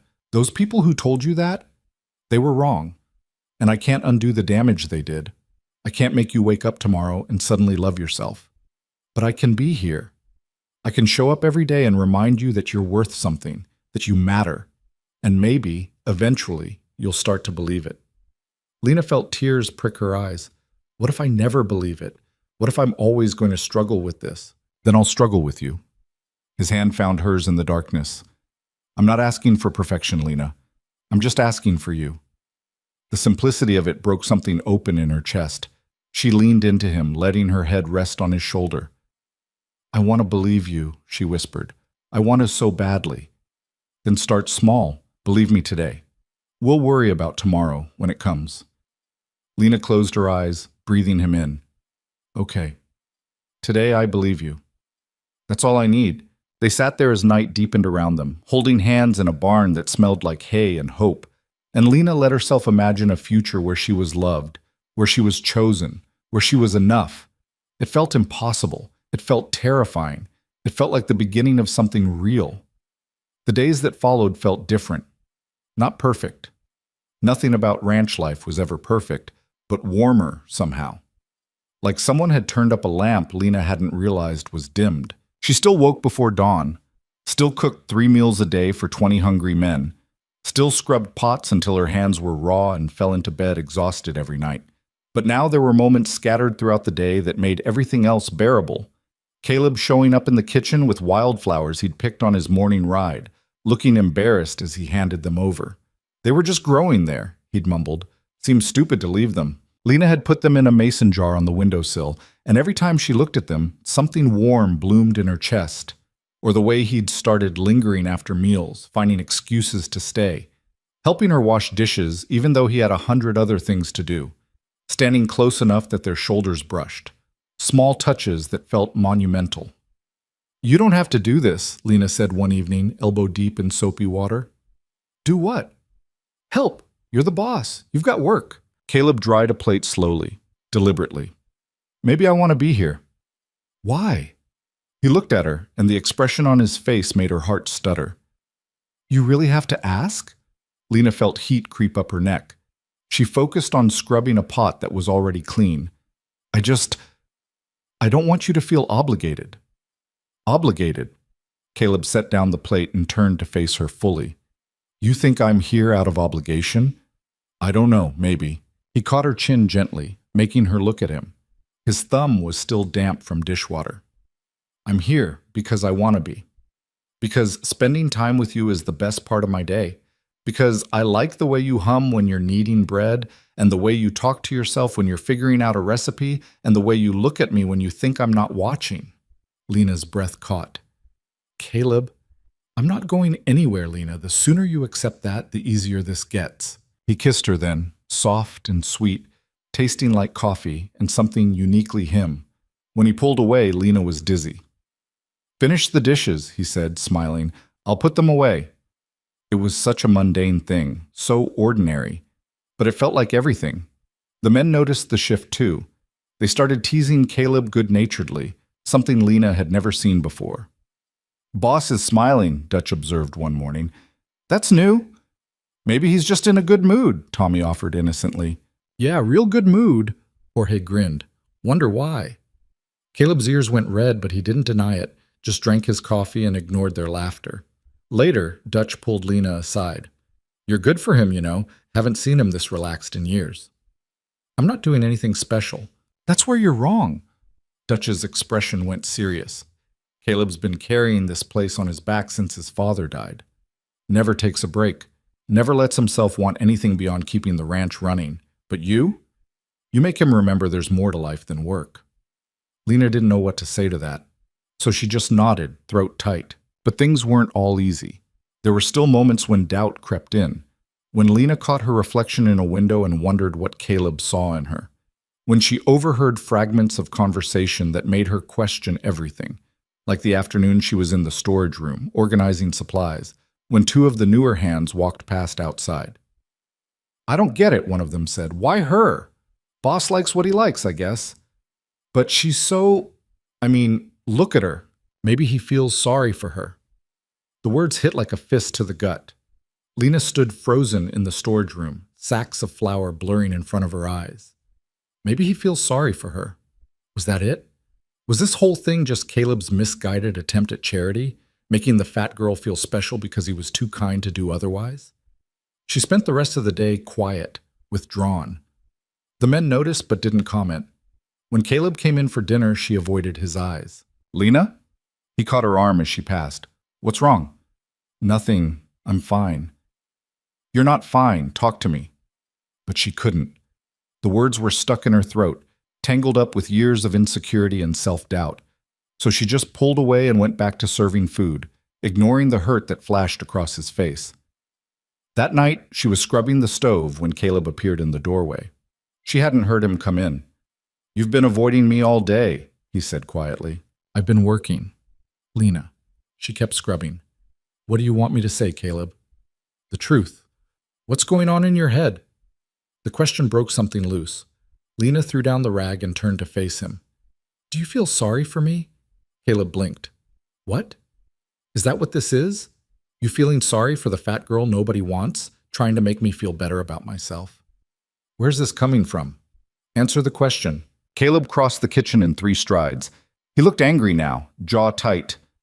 No, I don't feel sorry for you. I'm frustrated as hell by you sometimes, and confused and completely undone. But sorry? No. Then why me? The question came out broken. Why not someone prettier, thinner, someone who wouldn't embarrass you? Embarrass me? Caleb looked genuinely shocked. Lena, you could never embarrass me. You don't know that. Yes, I do. He took her face in his hands, forcing her to meet his eyes. Listen to me. I don't care what you look like. I care about who you are, and who you are is strong and kind and braver than anyone I've ever met. You walked onto this ranch with nothing and made yourself indispensable. You stand up to men twice your size without flinching. You save lives, animal and human. You make this place better just by being in it. That's what I see when I look at you. Not your body, you. Lena felt tears spill over. Someone said you probably feel sorry for me, that there's no other reason you'd want me. Caleb's expression went hard. Who said that? It doesn't matter. It matters to me. Caleb, please, just leave it alone. He was quiet for a long moment, clearly fighting with himself. Then he said, voice rough, I'm going to tell you something I haven't told anyone, and I need you to really hear it. Lena nodded, not trusting her voice. My father ran this ranch for 30 years, Caleb said. Built it from nothing. And he was mean, not just strict or tough. Mean. He believed showing weakness was the same as failure. When my mother died, he didn't cry at her funeral, just went back to work the next day like nothing had happened. And when I asked him if he missed her, you know what he said? Lena shook her head. He said feelings are for people who can afford them, and we can't afford them. Caleb's voice cracked. I grew up believing that. Believing I had to be hard all the time. That wanting anything beyond keeping this place running was selfish. I haven't let myself feel anything real in years, Lena. Until you. He pulled her closer, desperate now. You make me feel things I thought I'd buried. You make me want things I never let myself want. And it's terrifying and wonderful, and the furthest thing from pity I've ever experienced. So don't you dare reduce this to me feeling sorry for you. This is me choosing you every single day. Lena couldn't speak, couldn't breathe. She just stood there with tears running down her face while Caleb held her like she was something precious. I'm sorry, she finally whispered. I'm sorry I doubted you. Don't apologize. Just trust me, or at least try. I am trying. It's just hard. I know. He kissed her forehead. But we'll figure it out. Together. That word again, together. It still felt foreign, but Lena was starting to believe it might be possible. The next morning, Caleb fired the 2 men who'd made the comment. Lena didn't find out until Dutch mentioned it at lunch. Boss let Jackson and Miller go this morning, he said, reaching for more bread. Told them he didn't need men who couldn't keep their mouths shut. Lena nearly dropped the pot she was holding. He what? Good riddance, if you ask me. They were lazy anyway. Dutch bit into the bread. Though I gotta say, I've never seen Caleb that angry. Whatever they said must have been bad. Lena felt guilt twist in her stomach. She found Caleb later in the barn, checking on the horses. You didn't have to fire them, she said from the doorway. Caleb didn't turn around. Yes, I did. Caleb, I meant what I said, Lena. I don't employ men who disrespect you, and I'm done pretending I do. He finally looked at her, expression firm. This is my ranch, my rules. And rule number 1 is nobody talks about you that way. You can't fire everyone who says something mean about me. Watch me. That's not sustainable. Then they'll learn to keep their opinions to themselves. Caleb moved closer, voice softening. I know you think you have to just take it, that standing up for yourself makes you difficult. But you're not difficult, Lena. You're valuable, and I'm going to make sure everyone here knows it. Lena felt her eyes burn. You're ridiculous. Maybe, but I'm your ridiculous. She laughed despite herself. That was terrible. Yeah, it was, he grinned. But it made you smile. He kissed her then, right there in the barn, and Lena stopped worrying about who might see or what they might think. For once, she just let herself feel wanted. The weeks blurred together after that. Summer deepened, turning the prairie gold. The work was relentless, but the ranch thrived. Cattle grew fat on good grass. Fences got mended. The buildings damaged in the storm were repaired and reinforced. And through it all, Caleb was there. Not hovering, not smothering, just present. He'd show up in the kitchen with reports of his day, ask her opinion on ranch decisions, steal kisses when no one was looking, fall asleep at the kitchen table while she baked, exhausted but refusing to leave her alone. "You should go to bed," Lena said one night, finding him slumped over ledgers at 2 a.m. "In a minute," he mumbled, not opening his eyes. "Caleb, come on. I like it here. It's warm. You're here." Lena felt her heart squeeze. She ran her fingers through his hair, and he made a sound of contentment. "Fine. But you're sleeping in a real bed tomorrow night." Bossy. Someone has to be. He caught her hand, pressed a kiss to her palm. "Thank you for putting up with me. Thank you for being worth putting up with." He smiled without opening his eyes, and Lena stood there in the lamplight, watching him, and thought, I could love this man.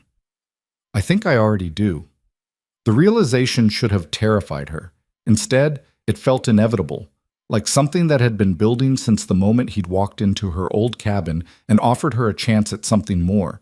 But loving him and believing he could love her back were different things. That gap still existed, a chasm she didn't know how to cross. One afternoon, Lena was making bread when a woman showed up at the kitchen door. She was beautiful, the kind of beautiful that made Lena's stomach drop. Delicate features, perfect figure, dressed in clothes that probably cost more than Lena made in 6 months. "Can I help you?" Lena asked, flour dusting her apron. The woman smiled, but it didn't reach her eyes. "I'm looking for Caleb Ryder. Is he around?" "He's out in the north pasture. Won't be back until evening." "Oh." The woman looked disappointed. Then her gaze swept over Lena, assessing. "You must be the cook." Something in her tone made Lena's spine straighten. "That's right. I'm Victoria Sterling. Caleb and I, well, we have history." She said it like a confession, but Lena heard the claim underneath. "I was in the area and thought I'd stop by. We haven't spoken in years." Lena's hands tightened on the rolling pin. "I'll let him know you came by. Actually, I think I'll wait, if that's all right." It wasn't a question. Victoria swept past her into the kitchen, looking around like she owned the place. She settled at the table, crossing her legs elegantly. "So you're the one everyone's talking about," Victoria said pleasantly. "The cook who's got Caleb all turned around."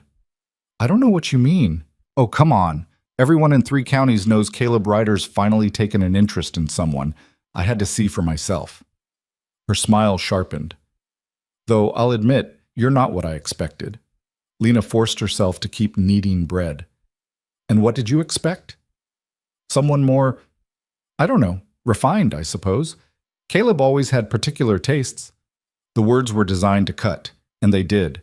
Lena felt them slice through every fragile bit of confidence she'd built. "I should get back to work," Lena said, voice carefully neutral. "Of course, don't let me keep you." Victoria watched her work for a moment. "You know, Caleb and I were engaged once. Did he tell you that?" Lena's hands stilled. "No." "I'm not surprised. He doesn't like talking about the past." Victoria's voice went soft, almost wistful. "We were young. I wanted to move to the city, start a life together away from all this. He wanted to stay and run the ranch. We couldn't make it work. That was a long time ago. 5 years. But some things don't change. Caleb's married to this place. Always will be. You seem like a sweet girl. I'd hate to see you get hurt when you realize you'll always come second to the ranch." Lena met her eyes. "Is there a point to this?" Victoria stood up, smoothing her skirt. "Just friendly advice from someone who knows him better than you do." She headed for the door, paused. "Tell Caleb I stopped by. We should catch up." She left, and Lena stood in the empty kitchen with her heart pounding and doubt creeping back in like poison. When Caleb came in that evening, she told him about Victoria's visit. His expression went carefully blank. What did she want? "To see you. She said you two were engaged." "We were, briefly, a long time ago." She's beautiful. Caleb looked at her sharply. So? So she's the kind of woman who makes sense for someone like you. Someone like me? His voice went hard. What does that mean? Successful. Respected. You could have someone like her. Someone who fits. I don't want someone who fits. Caleb moved closer, frustration evident in every line of his body. I want you. How many times do I have to say it? She said I'll always come second to the ranch. She doesn't know what she's talking about. Does she? Lena's voice rose. Because she's not wrong, Caleb. This place is your whole life. Where do I fit in that? Everywhere. He grabbed her shoulders.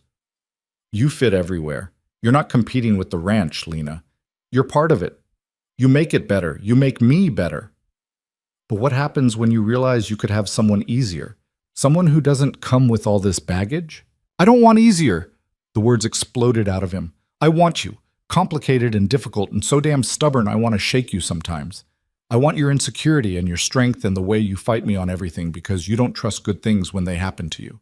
I want all of it, Lena, not some perfect version. You. Lena felt tears streaming down her face. Why? Because you're real. Because you don't want me for my money or my name or what I can give you. Because you see me, really see me, and you're still here. Because when I'm with you, I feel like I can breathe for the first time in years. His voice broke. Because I love you. The words hung in the air between them. Lena's breath caught. What? I love you, Caleb said again, quieter now. I have for weeks, maybe longer. And I know you're not ready to say it back, and that's okay. But I need you to know, I need you to understand that this isn't some passing thing for me. This is it. Lena couldn't speak, couldn't think. She just stood there staring at him while her entire world reorganized itself around those 3 words. Say something, Caleb whispered. I don't know what to say. Then don't say anything. Just stay. Can you do that? Lena nodded, throat too tight for words. Caleb pulled her into his arms and she went, burying her face in his chest while he held her like she was the most important thing in the world. I'm sorry, she said against his shirt. I'm sorry I keep doubting this. Don't apologize. Just trust me. One day at a time. They stood there in the kitchen while evening light faded outside, holding each other, and Lena let herself believe just for a moment that maybe she deserved this after all. The next morning, she woke up thinking about those 3 words. I love you. No one had ever said that to her before. Not romantically, not like they meant it in every possible way. She spent the day moving through her routines in a daze, burning toast and oversalting soup and generally being useless. The men noticed, but mercifully said nothing. That evening, after dinner was cleaned up, Lena found Caleb in the barn. He was brushing down his horse, movements slow and methodical. Hey, she said from the doorway. He looked up, smiled. Hey yourself. Can we talk? His smile faltered. That sounds ominous. It's not. I need to say something. Caleb set down the brush, giving her his full attention. Okay. Lena took a breath. I'm not good at this. At feelings and vulnerability and all the things that come with whatever this is. I've spent my whole life protecting myself, building walls, making sure nobody could hurt me. And then you showed up and knocked all those walls down without even trying. Lena, let me finish. She moved closer. I'm scared. I'm terrified, actually, because caring about you means you can hurt me. And I don't know if I'm strong enough to survive that. But I also know that not telling you how I feel would be worse. So here it is. She took his hands, looked him in the eye. I love you too. Caleb went very still. You mean that? Yeah, I do. I'm not sure when it happened or how, but it did, and I needed you to know. He kissed her then, deep and desperate and full of everything they'd been holding back. When they broke apart, both breathing hard, Caleb pressed his forehead to hers. Say it again, he whispered. I love you. Again. I love you, Caleb Ryder. He made a sound that was half laugh, half sob. I never thought I'd hear you say that.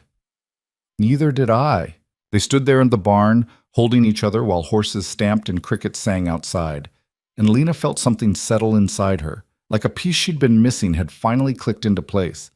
This was real. This was happening. And for the first time in her life, Lena Brooks believed she deserved it. The change didn't happen overnight. Lena didn't wake up the next morning suddenly confident, suddenly free of every doubt that had plagued her for 24 years. Love didn't work like that. It wasn't some magic cure that erased all the damage. But it was a beginning. She still caught herself sometimes, falling into old patterns, looking in the mirror and seeing every flaw magnified, hearing whispers that probably weren't about her but feeling like they were, waiting for Caleb to wake up and realize he'd made a mistake. The difference now was that she had someone to pull her back from those edges. Like the morning she burned an entire batch of biscuits because she'd been distracted, staring at nothing, lost in her head. The men would be coming in for breakfast in 20 minutes, and she had nothing ready. Panic clawed at her throat. She'd fail. They'd see her as incompetent. Caleb would realize she wasn't worth the trouble. Then his voice came from the doorway. What happened? I ruined them. All of them. I wasn't paying attention, and now... Hey! Caleb crossed the kitchen, took her face in his hands. Breathe. I can't. They're going to be here soon, and I have nothing, and... Lena, breathe. She forced air into her lungs. Once, twice. Caleb's thumbs brushed her cheeks. Good. Now, what can we make in 20 minutes? What? You heard me. What's fast? Lena's brain stuttered back into gear. Pancakes. I can do pancakes. Then let's do pancakes. He rolled up his sleeves. Tell me what you need. They worked side by side, Caleb following her instructions without question. He wasn't graceful about it, spilled flour twice, nearly dropped a bowl of eggs. But he was there, solid and steady and refusing to let her spiral. When the men filed in 20 minutes later, there were stacks of golden pancakes waiting. Nobody complained. Nobody even noticed anything was wrong. After they left, Lena slumped against the counter. Thank you. For what? Making a mess of your kitchen? For not letting me fall apart? Caleb kissed her temple. That's what I'm here for. It was such a small thing, but it mattered. He mattered. Word spread through the county that Caleb Ryder was seeing someone. Not just seeing, serious about. The gossip reached the ranch through various channels. Suppliers making deliveries, neighboring ranchers stopping by. The postman who suddenly became very chatty. Most of it was harmless curiosity. But some wasn't. Heard Ryder's got himself a woman, one rancher said loudly, sitting at the kitchen table while Caleb finalized a cattle sale. Must be something special to catch his eye. Lena was at the stove, pretending not to listen. She is, Caleb said simply. Well, bring her out here. Let's meet her. You're looking at her. The rancher turned, saw Lena, and his expression shifted. Surprise, then poorly concealed disappointment, like he'd been expecting something else and was let down by the reality. Oh, he said. Just that. Oh. The word hung in the air like an insult. Caleb's voice went cold. Is there a problem? No, just surprised is all. Didn't picture you with a... He trailed off, clearly realizing he was about to say something offensive. With a what? Caleb stood up. Say it. I didn't mean nothing by it, Ryder, just making conversation. Then make it somewhere else. We're done here. But we haven't finished. I said we're done. Caleb's tone left no room for argument. Get off my land. The rancher left, muttering. Lena stayed at the stove, shoulders tight. You didn't have to do that, she said quietly. Yes, I did. You might have lost a sale. I don't care. Caleb came up behind her, hand settling on her waist. I won't do business with people who disrespect you. That's going to limit your options. Then I'll find new options. He turned her around to face him. You're more important than any sale, any business deal, any of it. Lena searched his face. You mean that? Every word. She believed him. That was the scary part. She actually believed him. But the incident left her shaken. She spent the rest of the day quiet, working mechanically, waiting for the other shoe to drop. Because that's what always happened, wasn't it? Someone saw her worth, then someone else reminded them why they shouldn't. That evening, she found Dutch in the barn, repairing tack. Can I ask you something? She said from the doorway. Dutch looked up. Course. Do you think Caleb's making a mistake? With me? He set down the leather he'd been working on. Where's this coming from? Just answer the question. Dutch was quiet for a long moment. Then he said, You want the truth? Lena's stomach dropped. Yes. When you first got here, I thought you wouldn't last a week. Thought you were too soft for this life. Too different. He held up a hand when she started to speak. Let me finish. I was wrong. You're the toughest person on this ranch, and I'm including Caleb in that. You've got grit most men don't have, and you've been good for the boss. Real good. He's happier, lighter. So no, I don't think he's making a mistake. I think he's the smartest he's ever been. Lena's throat tightened. You mean that? I don't say things I don't mean. Dutch picked up the tack again. Stop looking for reasons this won't work and just let it work. You've earned it. She left the barn with tears in her eyes and something warm settling in her chest. Not everyone would accept her and Caleb, but the people who mattered already had. Summer faded into fall. The prairie turned amber and rust. The work changed, preparing for winter, moving cattle, reinforcing buildings against coming storms. The days grew shorter, the nights colder. Lena had been at the ranch for nearly 6 months, half a year of cooking and fighting and slowly, painfully learning to believe she was worth more than she'd been taught. One evening, Caleb found her sitting on the back steps, wrapped in a shawl, watching the sunset paint the sky in shades of orange and pink. Mind if I join you? He asked. It's your ranch. That's not what I asked, Lena smiled. Sit. He settled beside her, close enough that their shoulders touched. They sat in comfortable silence, watching the sun sink toward the horizon. I've been thinking, Caleb said finally. About what? About us. About what comes next. Lena's heart stuttered. What do you mean? I mean, he turned to face her. I love you, Lena. I want you here, not just as the cook, as my partner, as... He stopped, took a breath. I want you to marry me. The world tilted. Lena stared at him, sure she'd misheard. What? Marry me. He pulled a ring from his pocket, simple gold band worn smooth with age. This was my mother's. It's not fancy, but it's real, like us. Caleb, Lena couldn't breathe. Are you serious? Never been more serious about anything in my life. But we've only been together a few months. I don't need more time to know you're it for me. His voice was steady, sure. I knew the night of the storm, maybe even before that. I just needed you to catch up. Lena looked at the ring, then at him, this man who'd seen past every wall she'd built, who'd fought for her when she couldn't fight for herself, who'd loved her not despite her flaws, but including them. I'm not easy to love, she said quietly. I don't want easy. I want you. I'm going to doubt you sometimes. Question this. Push you away when I get scared. I know, we'll deal with it together. I burn food and I'm stubborn and I take up too much space. Stop. Caleb caught her hand. You don't take up too much space. You take up exactly the right amount. And I want you to take up space in my life, in this ranch, in everything. So what do you say? Will you marry me? Lena felt tears streaming down her face. But for once, they weren't from pain or doubt. They were from something else entirely.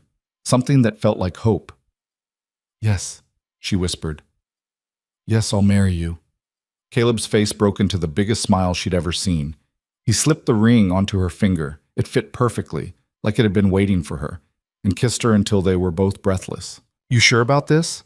Lena asked when they finally broke apart. Because there's no taking it back now. Good. I don't want to take it back. They sat on the steps as the sun disappeared and stars began to emerge, and Lena let herself imagine a future she'd never dared to dream. A life where she belonged, where she was chosen, where she was enough. The wedding was small, just the ranch hands, a few neighbors who'd proven themselves decent, and a circuit preacher who happened to be passing through. They held it in the barn where they'd saved the calf, surrounded by hay bales and lamplight and the smell of horses.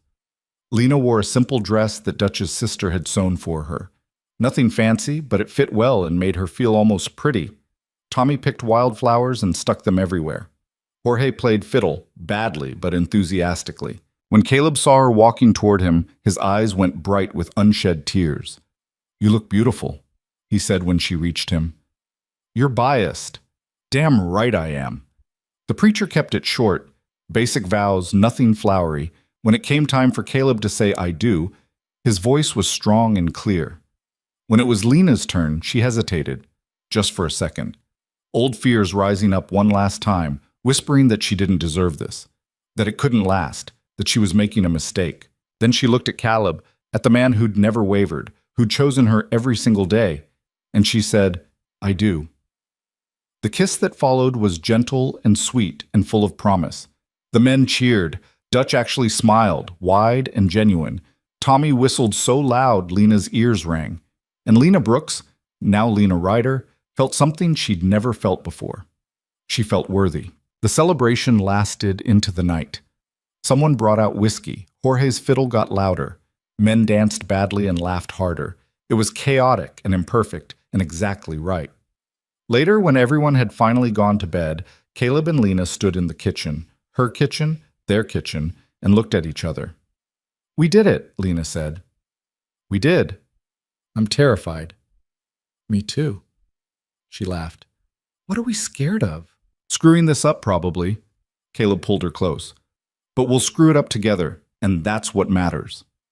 Is it always going to be this hard, believing I deserve this? Maybe, but it'll get easier. One day at a time, remember? Lena rested her head against his chest, listening to his heartbeat. Steady and sure, like everything else about him. Thank you, she said quietly. For what? For seeing me when everyone else looked right through me. For fighting for me when I couldn't fight for myself. For loving me when I didn't know how to love myself. Caleb's arms tightened around her. You gave me just as much.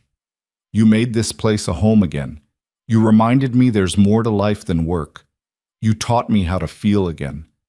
His voice cracked. You saved me, Lena, just as much as I saved you. They stood there in the quiet kitchen, holding each other, and Lena realized something. This was what love looked like. Not perfect, not easy. Just two broken people choosing to be broken together, choosing to build something real from all their jagged pieces. The months that followed weren't all smooth. There were still hard days. Days when Lena looked in the mirror and hated what she saw. Days when old insecurities crept back in. Days when she snapped at Caleb for no good reason or pushed him away because vulnerability felt too dangerous. But there were also good days, great days. Days when she caught herself humming while she worked. Days when Caleb would sneak up behind her and wrap his arms around her waist. Days when the men told her stories about how much the ranch had changed since she arrived. Place feels different now, Dutch said one afternoon. Warmer. More like family than just a job. That's all Caleb, Lena deflected. No, it's you. You made this place worth coming back to. She learned to accept compliments without immediately contradicting them. Learned to say thank you instead of you're wrong. Learned that maybe, just maybe, people meant what they said when they told her she mattered. She also learned that her worth wasn't contingent on being perfect. She could burn food and lose her temper and have bad days, and Caleb would still love her. The men would still respect her. The ranch would still feel like home. That was the biggest lesson, that she didn't have to earn love through flawlessness. She just had to show up, imperfect and messy and real. One evening, about 8 months after the wedding, Lena was making dinner when she heard raised voices outside. She looked out the window and saw Garrett, who she thought had left months ago, standing in the yard, clearly drunk, yelling at Caleb. You think you're better than everyone, Garrett shouted. You and your fat wife acting like you're special. Lena's hands clenched into fists. She should have stayed inside, should have let Caleb handle it. Instead, she walked outside. That's enough, she said, voice carrying across the yard. Garrett turned to her, swaying. Oh, look, the queen herself. How's it feel knowing everyone laughs at you behind your back? I don't care if they do. You should. You're an embarrassment to him, to this place, to yourself. Maybe, Lena said calmly, or maybe you're just angry that a woman you tried to tear down is happier than you'll ever be. Garrett's face flushed red. You don't know anything about me. I know you're miserable. I know you try to make other people small so you can feel big. I know you're standing in someone else's yard, drunk and pathetic, yelling at a woman because you can't stand that she won't break. Lena moved closer. I know men like you. I've dealt with them my whole life, and I'm done giving you power over me. I never had power over you. Exactly. Lena's voice was steel. You never did. You just convinced me I was small enough that you could. But I'm not small, Garrett. I never was. I just forgot for a while. Caleb appeared at her side, but she held up a hand. This was hers to finish. Now get off this ranch, Lena said, and don't come back, because next time I won't be this nice. Garrett looked between her and Caleb, saw something in their faces that made him take a step back. You're both crazy, he muttered. But he went. They watched him disappear into the dusk. Then Caleb turned to Lena, eyes bright with something like pride. That was impressive. I'm tired of being afraid of men like him. Good. You shouldn't be. He's nothing. Lena looked at her husband, her partner, her home, and felt something settle into place. I'm not going to apologize for taking up space anymore. Good. Because you deserve to take up as much space as you want. She kissed him, right there in the yard where everyone could see. And for the first time in her life, Lena didn't care who was watching. Winter came hard that year. Snow piled up in drifts higher than the fences. The men worked brutal hours keeping the cattle safe, breaking ice on water troughs, hauling feed through knee-deep snow. And through it all, the kitchen stayed warm. Lena kept coffee brewing around the clock, made soups that could warm a man from the inside out, baked bread that filled the whole building with the smell of home. Don't know how we survived before you got here, Tommy said one night, cradling a bowl of stew. You managed fine. No, we survived. There's a difference. Now we're actually living. Lena filed that away. Let herself believe it might be true. On Christmas Eve, she made a feast: roasted beef, mashed potatoes, gravy, fresh rolls, 3 kinds of pie. The men ate until they couldn't move, groaning and laughing and telling stories. Caleb stood up, tapped his fork against his glass. I want to say something. The room quieted. This ranch has been in my family for 3 generations, Caleb said. My grandfather built it. My father expanded it. And I've spent the last 5 years just trying to keep it running. It was work, hard, grinding work. And I thought that's all it would ever be. He looked at Lena. Then she showed up, and everything changed. This place isn't just work anymore. It's home, and that's because of her, because she cares about every single person here, because she fights for what matters, because she's the strongest person I know. Lena felt her face burn. So here's to Lena, Caleb raised his glass. The woman who saved this ranch, and me. To Lena, the men chorused, raising their own glasses. She couldn't speak, just nodded, eyes bright with tears, while they drank to her health and happiness. Later, alone in their room, Caleb pulled her close. You all right? I think so. It's just a lot. Too much? No, just different. Good different. You saved this place, you know. It's true. Lena shook her head. I just cooked. You did so much more than that. You made it warm. You made it matter. You gave all of us a reason to care about more than just getting through the day. We saved each other, Lena said quietly. That's what happened. You saw me when I was invisible. I reminded you how to feel. We both needed saving. Yeah, we did. Caleb kissed her forehead. Best decision I ever made, hiring you. Best decision I ever made, saying yes. They lay there in the darkness, listening to wind howl outside and the old building creak and settle, and Lena thought about how far she'd come. 6 months ago, she'd been a woman who believed her body defined her worth, who thought love was something that happened to other people, who couldn't imagine anyone choosing her. Now she was lying in bed next to a man who loved her fiercely, in a home she'd helped build, surrounded by people who respected her. She still had hard days, still struggled with doubt, probably always would. But she was learning that strength wasn't about being fearless. It was about being scared and showing up anyway. Learning that love wasn't about being perfect. It was about being real. Learning that worth wasn't something you had to earn through others' approval. It was something you claimed for yourself. Spring came eventually, the way it always did. The snow melted. Green shoots pushed through thawed earth. The cattle gave birth to new calves. The cycle continued. Lena stood on the porch one morning, coffee in hand, watching the sun rise over the prairie. Caleb came up behind her, wrapped his arms around her waist. What are you thinking about? He asked. How different everything is. Good different or bad different? Good. Definitely good. She leaned back against him. I was remembering the first time you showed up at my cabin, how scared I was, how sure I was that this would be a disaster. And now? Now I can't imagine being anywhere else. Good, because you're stuck with me. I can think of worse fates. They stood there as the sun climbed higher, turning the prairie gold, and Lena felt something she'd spent most of her life chasing. Peace. Not the absence of struggle, not perfection or certainty or the promise that everything would always be easy, just peace. The quiet knowledge that she was exactly where she was supposed to be, with exactly who she was supposed to be with, living exactly the life she was meant to live. The girl everyone overlooked had become the woman nobody could ignore. The man who trusted no one had learned to love without reservation, and together they'd built something that proved what Lena had always suspected but never quite believed. That worth wasn't measured in pounds or beauty or meeting someone else's expectations. It was measured in kindness, in courage, in showing up every day and doing your best, in choosing to fight for yourself even when every voice says you shouldn't. It was measured in love, the kind that saw all your flaws and chose you anyway. Lena had spent her whole life being told she was too much, too big, too plain, too forgettable.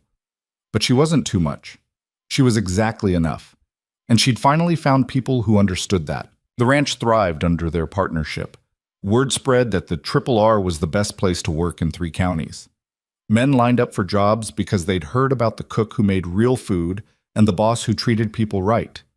Because they'd heard this wasn't just a place to work, it was a place to belong. And at the center of it all was Lena Ryder, who cooked and fought and loved with everything she had, proving every single day that strength came in all shapes and sizes. That you didn't have to be small to be valuable. That taking up space wasn't something to apologize for. That love, real, honest, fierce love, didn't care about appearance or expectations or what anyone else thought. It just cared about truth. And the truth was simple. She mattered. She always had. She just needed someone to remind her until she could remember it herself. As the sun climbed higher and the ranch came alive with the sounds of mourning, cattle lowing, men calling to each other, horses stamping in their stalls, Lena smiled. She was home. Not despite who she was, but because of it. And that made all the difference.